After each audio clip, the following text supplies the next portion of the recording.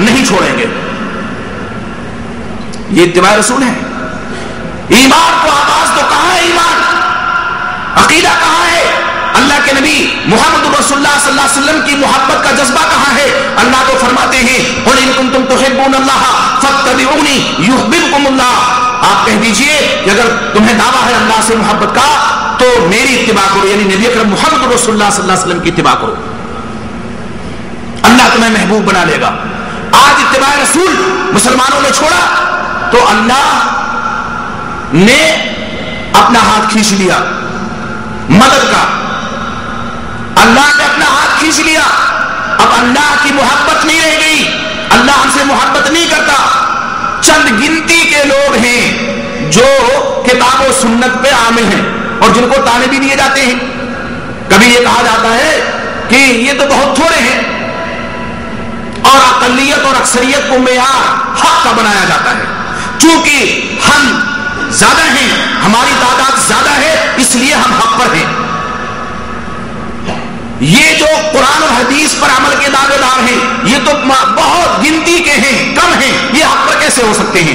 آئیے ہم پوچھیں قرآن مجید سے کہ حق کا معیار کیا ہے، باطل اور حق و باطل کا معیار کیا ہے. اٹھائیے سورہ یوسف اور دیکھیے آیت نمبر 106. اللہ رب العزت ارشاد فرماتے ہیں وما یؤمن اکثرهم باللہ الا وهم مشرکون.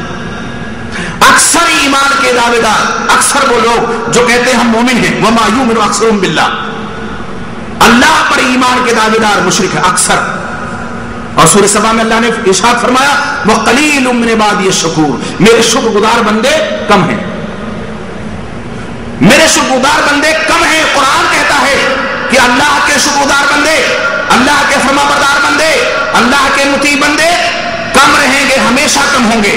آپ انبیاء کی تاریخ اٹھا کر کے دیکھیے کتنے نبی جو اس دنیا سے چلے گئے گنتی کے متبعین تھے، 10 انگلیوں پہ ان کی گنتی نہیں آ سکتی. تو کتنے ایسے چلے گئے کہ انہوں نے دعوت کی، پوری زندگی تبلیغ کی، پوری زندگی توحید کی دعوت دیتے رہے، ایک بھی ماننے والا نہیں ہوا.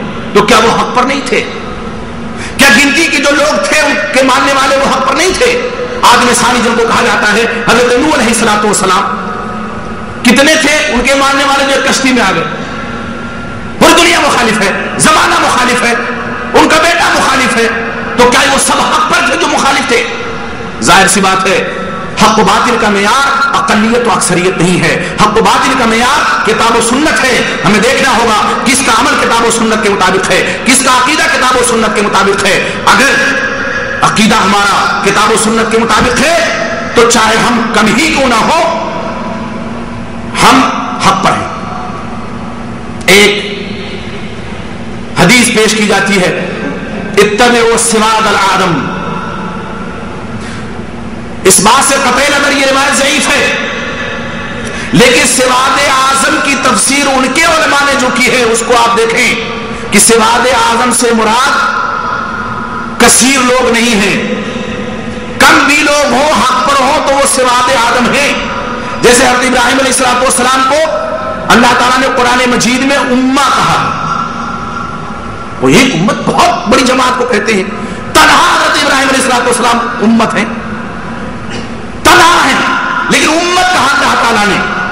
آپ دیکھیے کہ یہاں جو ایک ضعیف روایت پیش کر کے اللہ تو فرماتے ہیں کہ اللہ کی اطاعت کرو، رسول اللہ کی اطاعت کرو.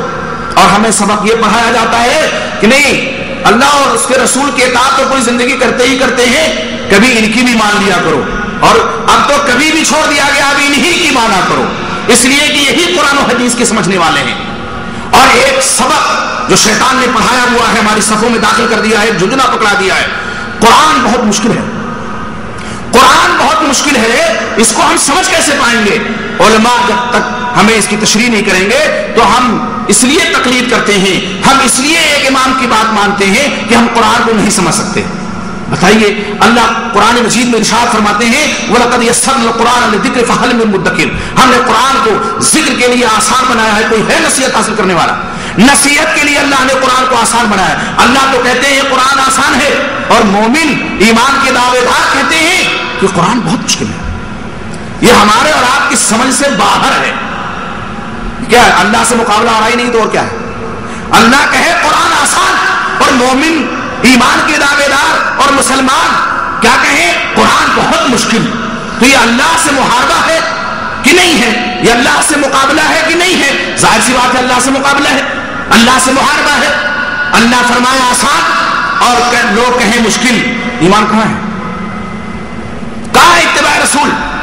کہاں ہے اتباع سنت؟ اللہ کے نبی محمد رسول اللہ صلی اللہ علیہ وسلم کے صحابی حضرت عبداللہ بن عمر رضی اللہ تعالیٰ عنہ، یہ حج کے ایام ہیں، حضرت عمر بن خطاب رضی اللہ تعالیٰ عنہ نے کسی سیاسی مصلحت کے پیش نظر حج تمتع سے لوگوں کو منع فرما دیا، یہ انسان حج تمتع نہیں کریں گے لوگ، جبکہ آپ صلی اللہ علیہ وسلم سے حج تمتع کی فضیلت ثابت ہے، آپ نے یہ صحیح ہے حج قران کیا تھا، لیکن ساتھ ہی ساتھ آپ نے ارشاد فرمایا تھا لو استقبلت من امری ما استدبرت ما سقت الهدی، اگر مجھے پہلے سے معلوم ہو جاتا، لو استقبلت من امری، حج تمتع کی فضیلت پہلے سے معلوم ہو جاتی، مستدبر تو میں پیچھے نہیں ہٹتا، ما سقت الهدی، میں ہدی کا جانور نہیں لاتا، ہدی لے آیا اس لیے قران اب کروں گا۔ حج تمتع سے کسی بھی مصلحت کے پیش نظر منع کر دیا۔ انہی کے بیٹے حضرت عبداللہ بن عمر رضی اللہ تعالیٰ عنہ مقام ذوالحلیفہ پہ پہنچے، جس کو آج ابھی عرلی کہتے ہیں، مدینے والوں کی میقات۔ انہوں نے کہا اللہم لبیک بالحج تمتع، اللہ حج تمتع کی نیت کرتا ہوں میں۔ لوگوں نے کہا آپ کے ابا منع کرتے ہیں اور آپ حج تمتع کی نیت کرتے ہیں۔ بہت تاریخ ساز جملہ کہا تھا حضرت عبداللہ بن عمر رضی اللہ تعالیٰ عنہما نے، متبع رسول مشہور ہیں کہ میرے باپ کا فرمان قابل اتباع ہے، امر ابی اتبعو ام امر النبی صلی اللہ علیہ وسلم، یا نبی اکرم محمد رسول اللہ صلی اللہ علیہ وسلم کا فرمان قابل اتباع ہے۔ کوئی امام، کوئی عالم، کوئی ظاہر، کوئی عابد کتنا بڑا کیوں نہ ہو جائے، کیا حضرت عمر فاروق رضی اللہ تعالیٰ عنہ کے درجے کو پہنچ پائے گا؟ ان کا بیٹا ان کی مخالفت کر رہا ہے۔ قرآن میرے باپ پہ نازل ہوا تھا، یہ نبی اکرم محمد رسول اللہ صلی اللہ علیہ وسلم کے قلب اطہار پہ، اللہ کے نبی محمد رسول اللہ صلی اللہ علیہ وسلم نے حج تمتع کی فضیلت بیان فرمائی ہے، اس لیے حج تمتع کروں گا۔ انہی کا واقعہ ہے، ایک مرتبہ انہوں نے حدیث بیان کی، صحیح بخاری کی روایت ہے، لا تمنعوا اماء اللہ مساجد اللہ، اللہ کی بندیوں کو اللہ کی مسجدوں میں آنے سے نہ روکو۔ آج تو باقاعدہ پابندی لگائی جاتی ہے کہ فتنہ کا دور ہے، وہ عالم بذات الصدور اللہ جو شریعت کو نازل کرنے والا ہے، کیا اللہ نہیں جانتا کہ فتنے کا دور آنے والا ہے؟ اللہ کے نبی محمد صلی اللہ علیہ وسلم فرماتے ہیں کہ لا تمنعوا اماء اللہ مساجد اللہ، اللہ کی مسجدوں کو سے اللہ کی بندیوں کو نہ روکو۔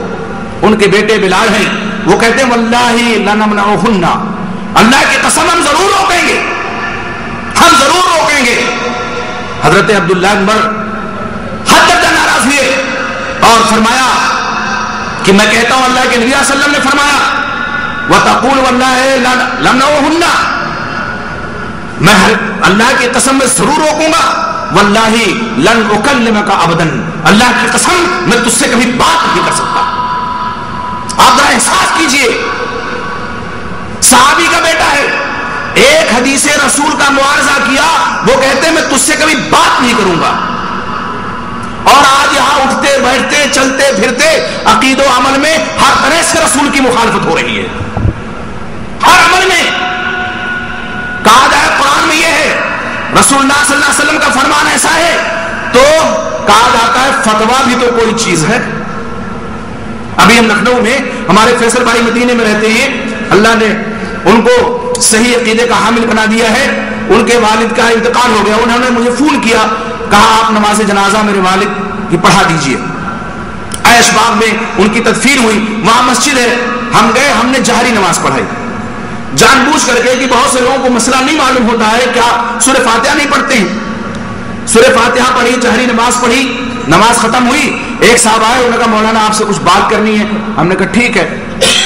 انہوں نے تو بعد میں بات کی، تدفین کے بعد امام صاحب جو مسجد کے تھے، اب ان کے پیٹ میں امرو اٹھ رہی ہے، پریشان ہیں کہ کب اگلے کب اگلے۔ ان کا بھائی آپ نے بھی نماز پڑھائی، مولانا آپ نے کیسی نماز پڑھائی ہے؟ ایسی نماز تو ہم نے کبھی پڑھی نہیں، نہ دیکھی نہ سنی۔ ایک 75 سال کے بزرگ تھے، وہ بھی بول پڑے کہ ہاں ہم نے علی میاں ندوی رحمۃ اللہ علیہ کے پیچھے نماز پڑھی، عبدالعلی فاروقی کے پیچھے نماز پڑھی، اس طرح نماز کسی نے نہیں پڑھی ہے۔